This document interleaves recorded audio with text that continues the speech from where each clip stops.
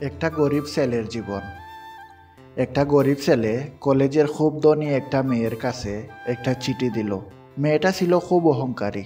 চিঠিটা দেখা মাত্রই সে ছেলেটাকে জুতা মারলো, আর সাথে সাথে প্রিন্সিপাল ও তার বাবাকে কথাটা বলল। প্রিন্সিপাল খুব অপমান করলো তাকে, আর তখনই কলেজ থেকে টিসি কেটে দিয়ে বের করে দিল। মেয়ের বাবা কলেজের অংশীদার ছিল, তাই মেয়ের বাবা ছেলেটাকে পুলিশে ধরিয়ে দিল। ছেলেটা গরিব ছিল, তাই থানা থেকে কেউ নিতে আসেনি তাকে, শুধু তার এক ছোট ভাই এসেছিল দেখতে। খুব অত্যাচার করলো পুলিশ তাকে, খুব মারলো।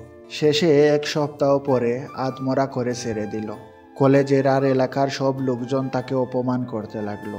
পরদিন সকালে কলেজের বড় বিল্ডিং এর নিচে ছেলেটার লাশটা খুঁজে পাওয়া গেল। ছেলেটা অপমান আর কষ্ট সইতে না পেরে আত্মহত্যা করেছে। ছোট ভাইটা ছিল তার কলিজার টুকরা। সে যখন জানলো তখন সেও দুঃখ সইতে না পেরে মারা গেল। এই দুইটা ছেলের কি সত্যিই দোষ ছিল? মেয়েটা কিছুদিন পর চিঠিটা খুলে পড়তে লাগলো, আর চোখ দিয়ে জল পড়তে লাগলো। তখন খুব কাঁদলো মেয়েটা। কেন কাঁদছিল মেয়েটা? চিঠিটাতে এমন কি লেখা ছিল যার জন্য মেয়েটা কাঁদলো? তাহলে চলুন চিঠিটা পড়া যাক। আমার প্রিয় ক্লাসমেট, আমি খুব গরিব ঘরের ছেলে, এটা জানেন আপনি।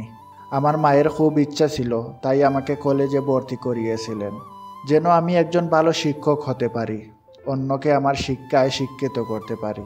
কিন্তু আমার মা কিছুদিন আগে মারা গেছেন। এখন আমি নিজের খরচ চালাতে পারছি না। পরীক্ষার ফিস কী করে দেব বুঝতে পারছি না। আমার ছোট্ট ভাইটাকে নিয়ে খুব কষ্টে আছি। আপনার কাছে একটা অনুরোধ রাখবো, আপনি যদি পারেন আমার ফিসের টাকাটা দিবেন, বা বাবাকে বলে মাফ করাতে সাহায্য করবেন। আমি খুব ভালো পড়াতে পারি।